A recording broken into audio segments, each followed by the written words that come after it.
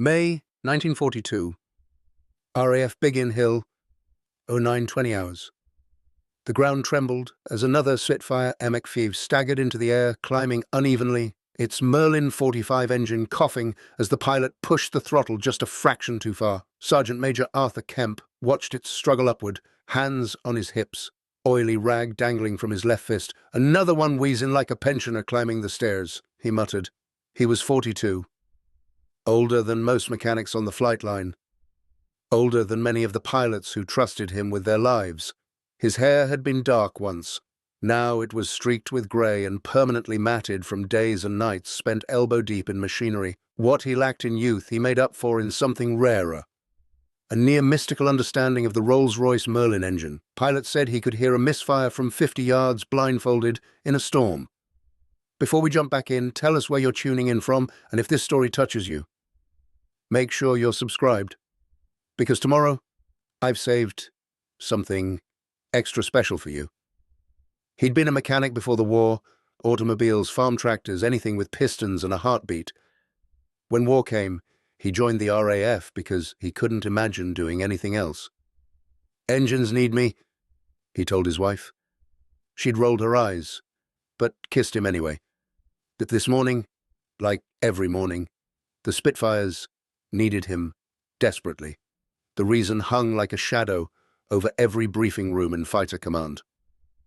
The Focke-Wulf 190. It had first appeared over the Channel the previous autumn. Fast, savage, capable of outclimbing and outdiving any British aircraft thrown against it. Spitfire Mk V pilots who once owned the sky now returned shaken. Some silent. Some furious. "It just walks away from us," one pilot had said, still shaking with adrenaline. Helmet tucked under his arm. "At full boost, at full throttle, it's like the damn thing ignores physics." Engineers knew it wasn't magic. The FW-190 had a radial engine with superb, low-altitude performance, excellent roll rate and blistering acceleration. The RAF's Spitfires, beautiful, graceful, but aging, couldn't keep up. Fighter Command needed time. Time to get the next variant, the Mk9s, into mass production. Time for the Americans to send more aircraft. Time for someone, somewhere, to find anything that could squeeze more horsepower out of the Merlin 45s, still filling the front lines. They were losing that time every day. At 10:05 sharp, an unmarked Bedford QL truck rolled through the gates of Biggin Hill. 2 military policemen flanked it. Following close behind was a civilian lorry, painted grey, no RAF insignia, no registration numbers, nothing to identify it at all. Kemp watched it approach, eyebrow raised. What in God's name? The truck stopped beside Hangar 3. An officer stepped out, an American in olive drab, clean-shaven, with glasses that made him look more professor than soldier.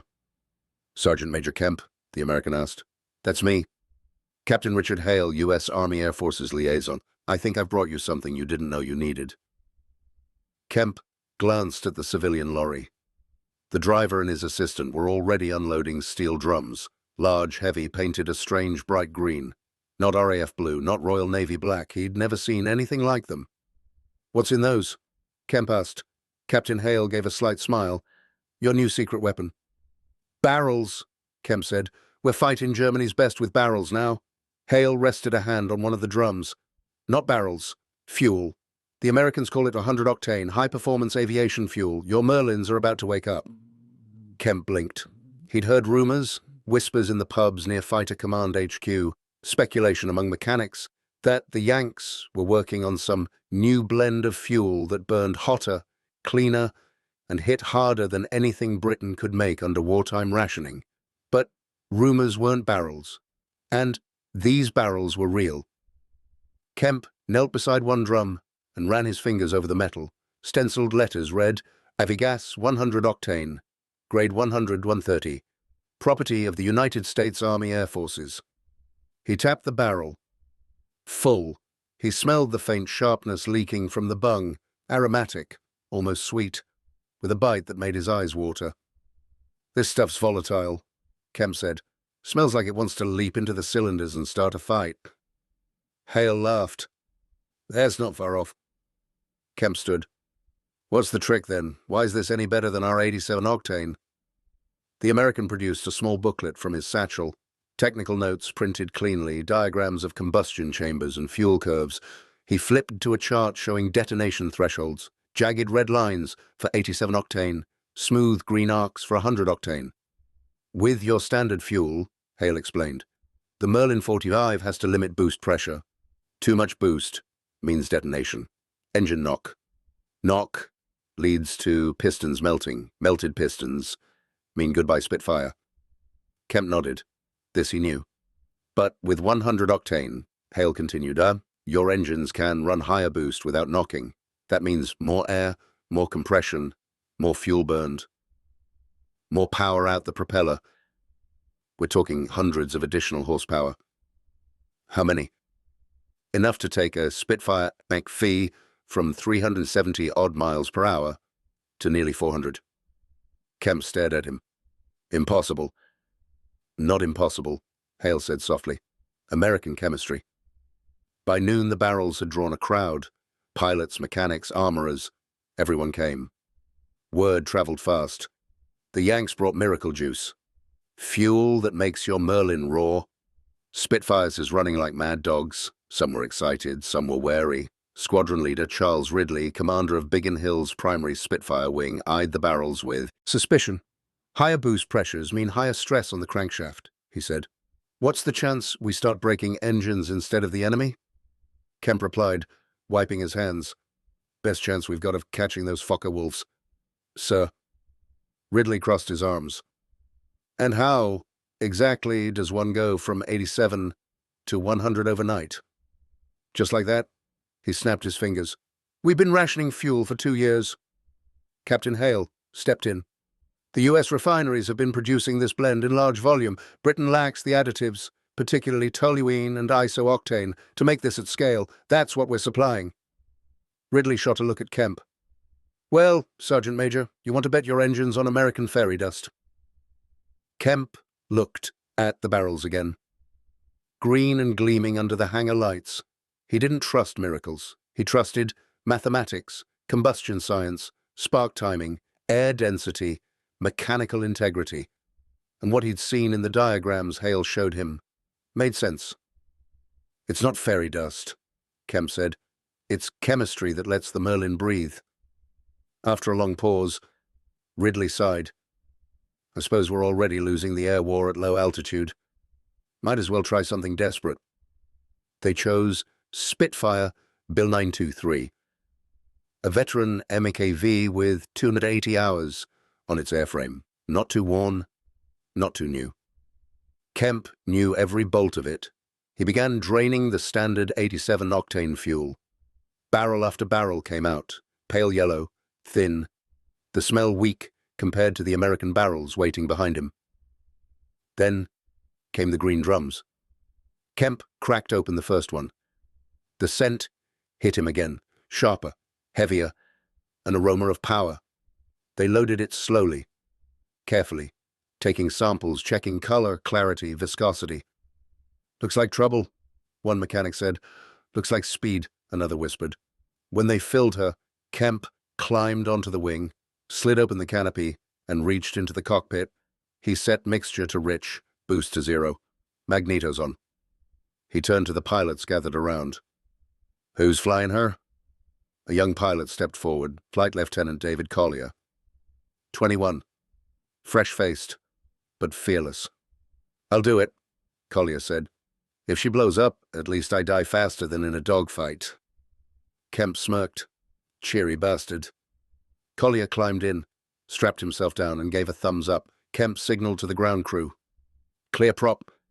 Collier pressed the starter. The Merlin 45 coughed once. Twice. Then roared to life, like Kemp had never heard before.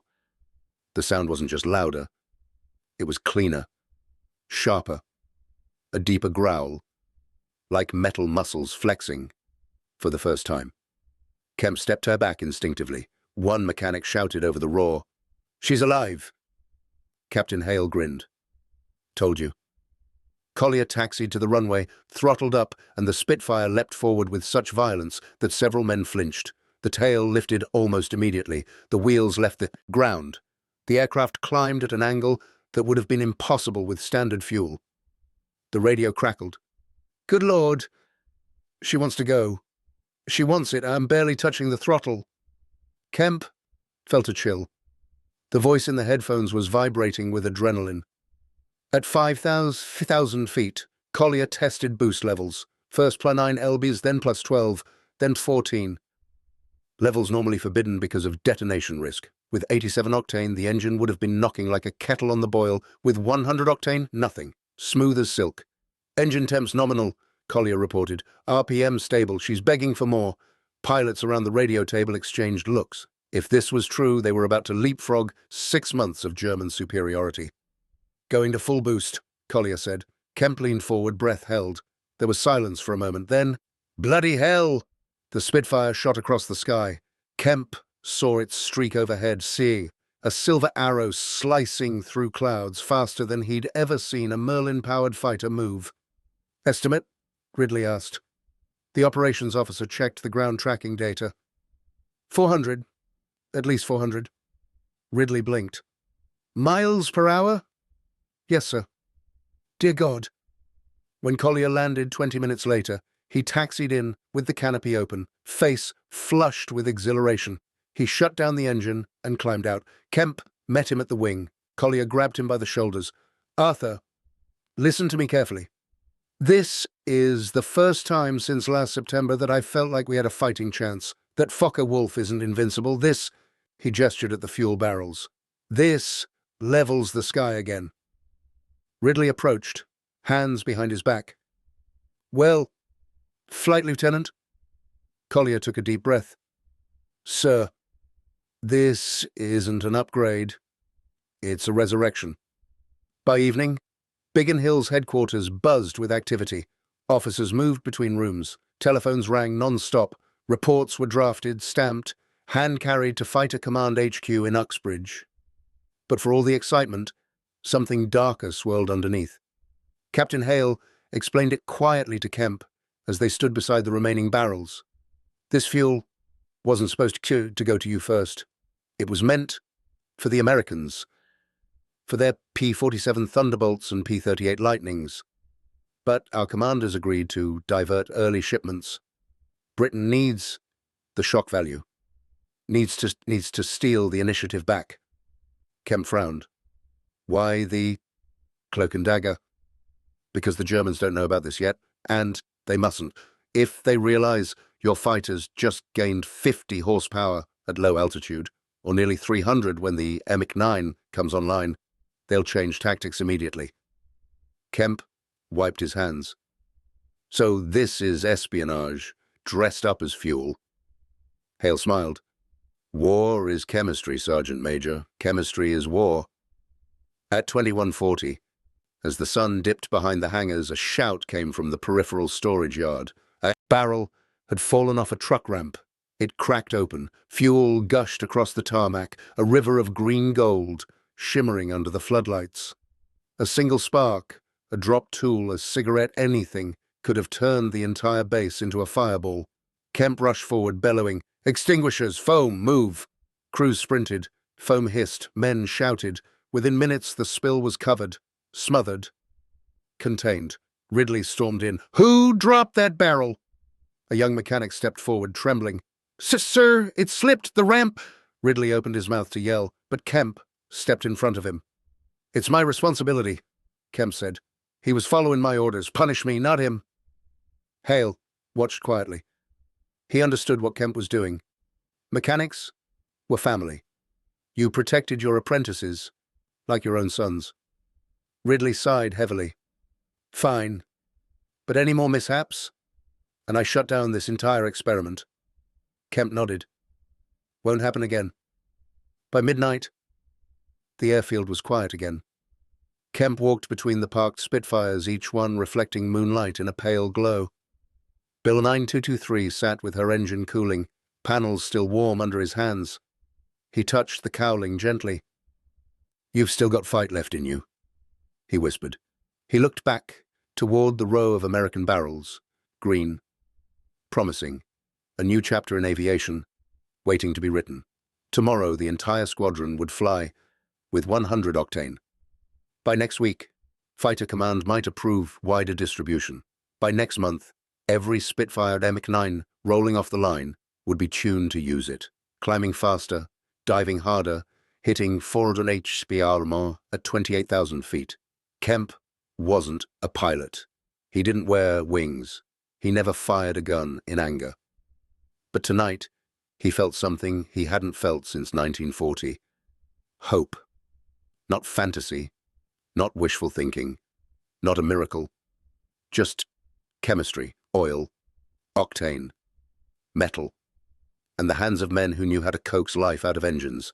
The RAF didn't win battles on courage alone. Sometimes, they won on the strength of a barrel no one expected, and tomorrow, the Luftwaffe would meet a Spitfire they'd never seen before. The railcar doors slammed open with a crash that echoed across the storage yard at Avonmouth docks, scattering gulls and rattling the nerves of the RAF logistics officers who had been waiting since dawn. The winter sun barely pushed through the low cloud ceiling, and the air smelled of brine, coal smoke, and the faint chemical sting of something unfamiliar. On the side of each heavy steel barrel stenciled in block white letters was a label almost no one in the British military had seen before the war. 100 30 Avgas. Grade 100. Pilot Officer Jeffrey Wilkes, recently transferred from the RAF's Central Flying School to help oversee fuel distribution, pulled off his gloves, knelt by a barrel, and traced the stenciling with one bare finger. Inside these drums was the product of an American industrial miracle, and Saditus invention born not from British laboratories, but from the refineries of Standard Oil, Sunoco, and Shell's New Jersey branch. Fuel, with an octane rating so absurdly high that British ground crews had needed a week of lectures just to understand how it worked. Fuel that promised to turn the Merlin engine from excellent into something close to unfair. Wilkes exhaled sharply. "It's really here," he whispered. Behind him, a senior civilian inspector named Harold Charrington let out a dry laugh. "And about bloody time. You know what the specs say?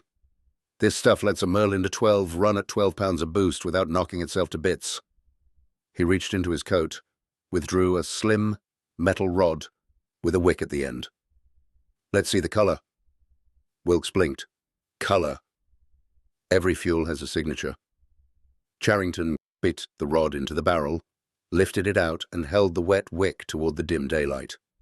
The liquid coating it gleamed with a faint emerald tint. "Bright green, same as the test batches. That's our octane booster, tetraethyl lead, and a few American secrets we weren't given." He flicked the wick, tossing the droplet into the mud. "Your Spitfires are going to drink this like wine." The promise in those words hung in the cold air like prophecy. 2 weeks later, the prophecy arrived at RAF Biggin Hill in the form of 37 drums arranged in neat rows beside dispersal. Snow had fallen overnight, dusting the top of each barrel with a clean white sheen, as if some hand had reached down from the sky and blessed them. The ground crew gathered around as their commanding officer, Group Captain Dickie Welsh, stepped up onto a crate and surveyed the men. "This," Welsh announced, gesturing broadly, "is the reason you've been receiving those blasted lectures from Air Ministry boffins. This fuel will increase the emergency power of every Merlin engine on this station. More importantly, the Jerry pilots don't have it." There was a low murmur among the crews. Biggin Hill had been hit hard during the Battle of Britain and never fully lost the sense that every new development might tip the balance between survival and annihilation. New radar sets, better propellers, revised armor plating, pilots welcomed them. But fuel was mysterious. Fuel was something a pilot trusted because he had to, not because he understood it. One of the veterans, senior aircraft man Peter Vallance, raised a hand. "Sir, what about engine wear? We were told this 100 octane burns hotter." Welsh nodded. "Correct. The Merlin will run at higher combustion temperatures under full boost, but Rolls-Royce assures us the tolerances can take it. They tested it on the bench for hours." "And in the air?" Welsh hesitated only a moment. "We'll have results soon enough." The truth, which he didn't share, was that Rolls-Royce had only begun testing 100-octane mixtures under operational loads. Bench tests told one story. Gravity, torque, and the compressed hell inside a Merlin V12 told another. But the RAF now faced a German fighter, the Focke-Wulf 190A, that could outclimb, outturn, and out-accelerate the Spitfire Mk V at nearly every altitude. Germany had seized the advantage. Britain's pilots were dying because of it. Welsh's voice hardened. If this fuel gives us even a 10-mile-per-hour edge, it will save lives. That ended all objections. The drums were cracked open, funnels were set, and, like a church service conducted with wrenches and petrol hoses, the ground crews began feeding the green-tinted American miracle into the veins of every Spitfire on the field. The first men to truly test the fuel were not pilots, but tuners, mechanics trained in the dark art of coaxing more power out of an engine than its designers intended.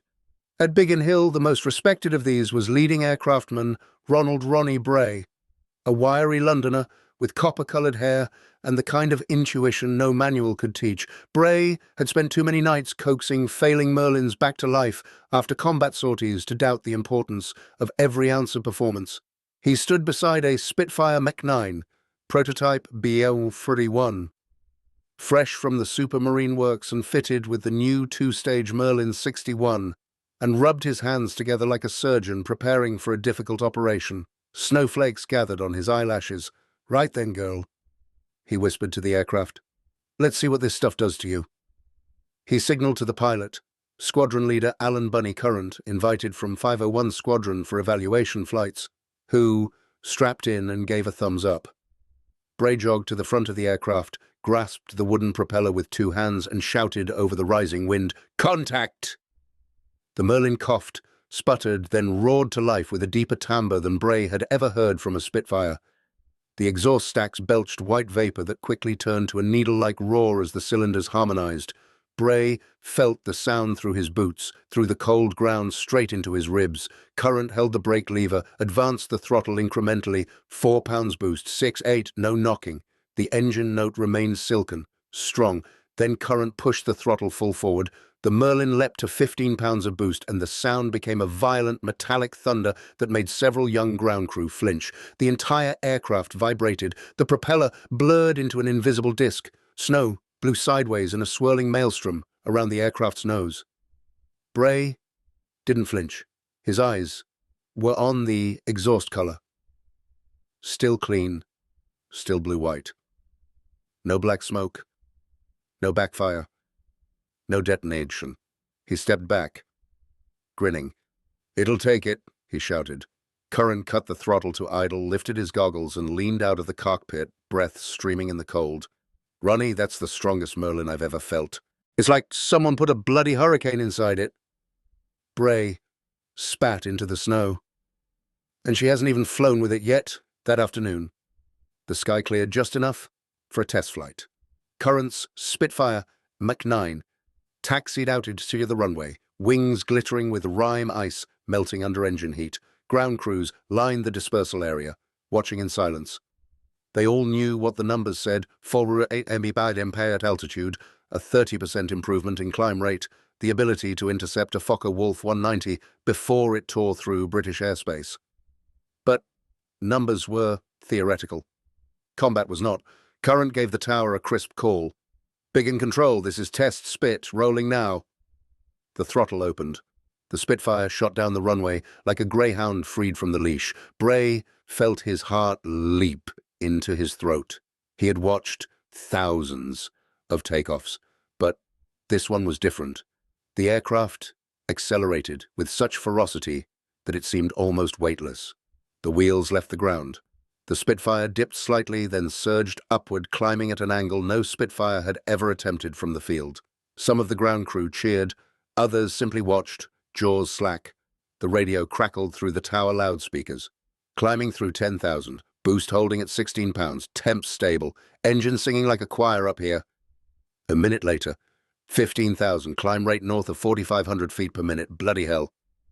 Another minute, 20,000, leveling for speed run. Then came the moment that would be quoted in RAF briefings for the next 2 years. Indicated 408. Repeat, 408 miles per hour. Gentlemen, we've caught the bastard. The control tower erupted. Even the stoic Group Captain Welsh allowed himself a small fist pump. Down at dispersal, Bray stood motionless, watching the tiny silver needle of the Spitfire streak across the winter sky. "We're back in the game," he murmured. One of the junior mechanics punched him on the arm. "It's the fuel, Ronnie. It's the bloody fuel." Bray shook his head. "Fuel and engine both, but yes, without this stuff we'd be writing letters home instead of flying." By late afternoon, Current was back on the ground, his face red from the cold and his smile so wide it looked painful.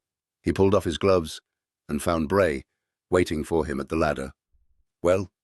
Bray asked. Current's breath came out in visible bursts. "Ronnie, we climbed like a rocket. I'm telling you, this isn't a Spitfire, not as we knew it. It's a different creature entirely. More stable at altitude, more responsive. And when I pushed it past 400, he shook his head. The aircraft still had more to give." Bray raised an eyebrow. "More? More." And I wasn't about to rip the wings off the thing, finding out how much. Current looked back at the aircraft, admiration clear in his expression. Whatever the Yanks have mixed into that fuel, it makes a Merlin feel like it's been forged from lightning. Bray chuckled. "Let's not tell Rolls-Royce that. They'll start getting ideas." The two men shook hands, a brief exchange of mutual respect forged from shared danger, the danger the engine faced at those pressures, and the danger Current faced testing it. Word spread faster than official communiques. Within days, pilots arriving at Biggin Hill from other squadrons peeked under wing covers to glimpse the emerald-tinted fuel hoses. Rumors proliferated. The fuel made the Spitfire accelerate like a kicked horse. It turned the Merlin into hot metal thunder. It let a Spitfire chase a Fokker Wolf from sea level to 20,000 feet without falling behind. Pilots didn't care about the chemistry, petroleum cracking, alkylate processes, isoparaffins, tetraethyl, lead. They cared about survival. And if a new fuel meant the difference between being shot down and watching a German climbing spiral fail for the first time in a year, they would defend the green barrels with their lives. At Air Ministry headquarters, the numbers coming from Biggin Hill confirmed what a handful of British scientists had predicted in 1939. High-octane fuel was not just an advantage, it was a decisive one. The RAF's research section produced a confidential summary. Grade 100 fuel expands the useful power range of Merlin engines by approximately 30 to 35% at altitude. Operational impact: transformative. Transformative. The word entered the vocabulary of every intelligence officer monitoring daylight raids over France and the Channel. For the first time since the Fokker Wolf 190 appeared, there was hope. Preparing and narrating this story took us a lot of time. So, if you are enjoying it, like this video, it means a lot to us. Now, back to the story. Not certainty, not superiority, but hope. Manufactured in American refineries, shipped across U-boat-infested waters, poured into the tanks of Britain's most iconic fighter. Meanwhile, in the cold repair hangar at Biggin Hill, Bray worked late into the night, studying the combustion patterns left inside the cylinder banks of a Merlin 61, recently returned from inspection. He held a flashlight in his teeth as he leaned over the engine block, noting the lack of pitting, the even burn, the complete absence of detonation scoring.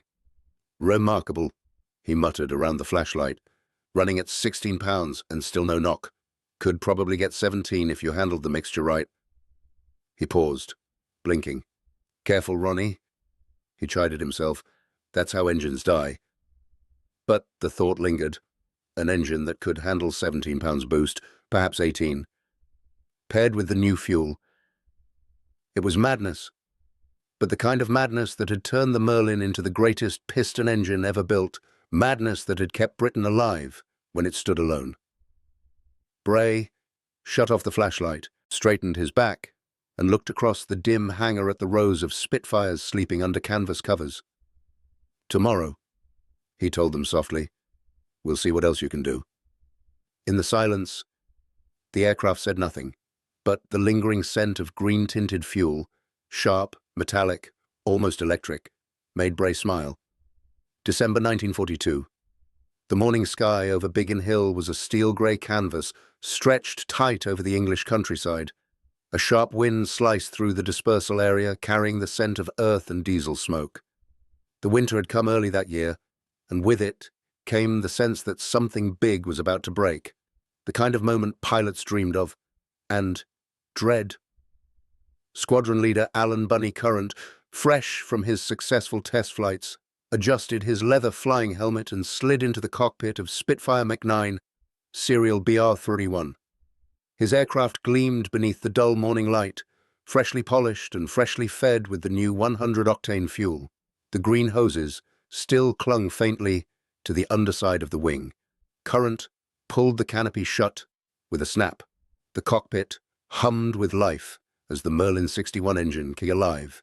Beneath him, every note a promise and a warning. He ran through his pre-flight checks with practiced efficiency, fuel levels, instruments, radio, and then leaned forward, eyes sharp as the radar tower called the scramble alert. "Scramble!" The tower's kit-febbed voice crackled through the radio. "Enemy aircraft detected heading for the southeast coast. Intercept vector assigned. Altitude 15,000. Repeat 15,000. Current's pulse quickened. This was what the new fuel was made for. The real test in the deadly skies over occupied France. "Squadron, mount up!" he shouted through the radio. Within minutes, the sky above Biggin Hill was alive with 30 Spitfires, each one fueled with the new Grade 100. The roar of their engines filled the air, a mechanical symphony tuned to perfection by months of trials and endless adjustments.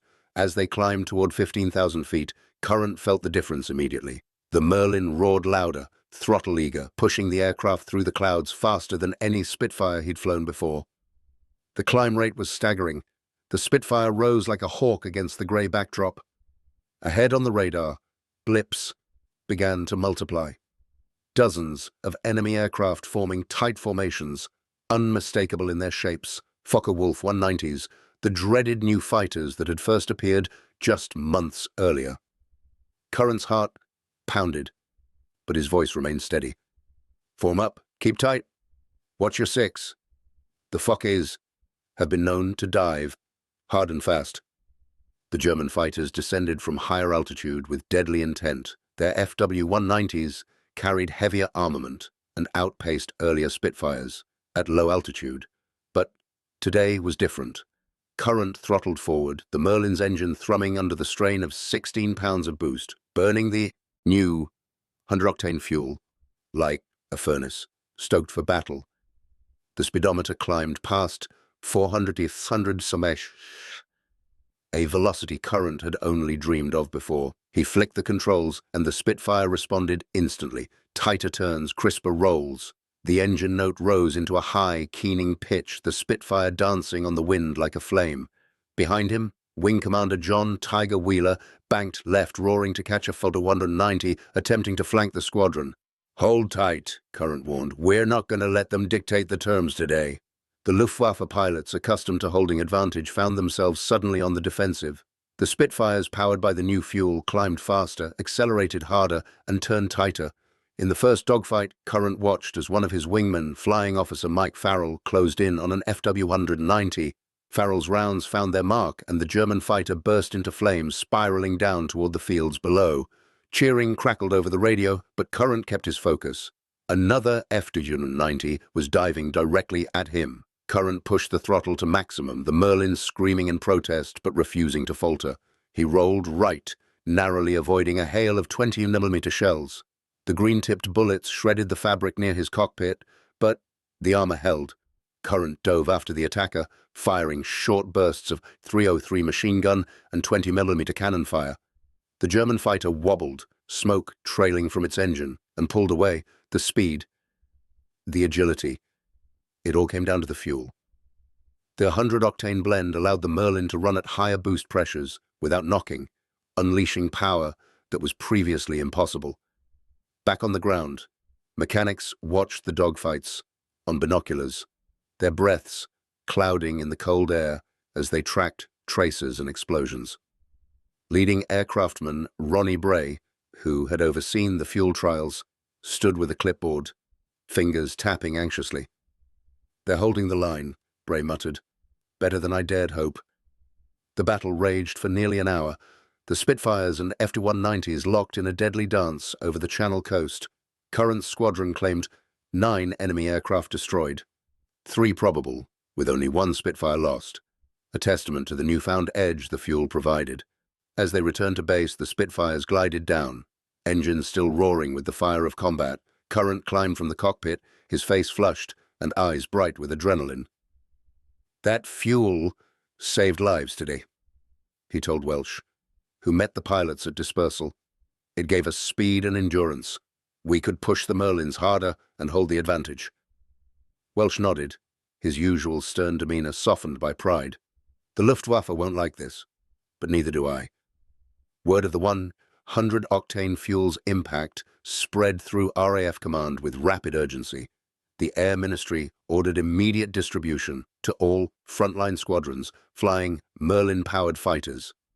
The ministry's top scientists and fuel engineers scrambled to increase production and secure shipment lines across the Atlantic. But Germany was not idle. Intelligence intercepts soon revealed that the Luftwaffe had taken notice. Field reports from pilots spoke of new German tactics designed to counter the Spitfire's newfound speed. F-190 pilots were advised to avoid prolonged dogfights at altitude and instead use boom and zoom tactics, diving attacks with high speed and rapid disengagement. The German response was a reminder that air combat was a chess match, each move met by a countermove. But, for now, the 100-octane Spitfire Mk V had tilted the board back toward the Allies.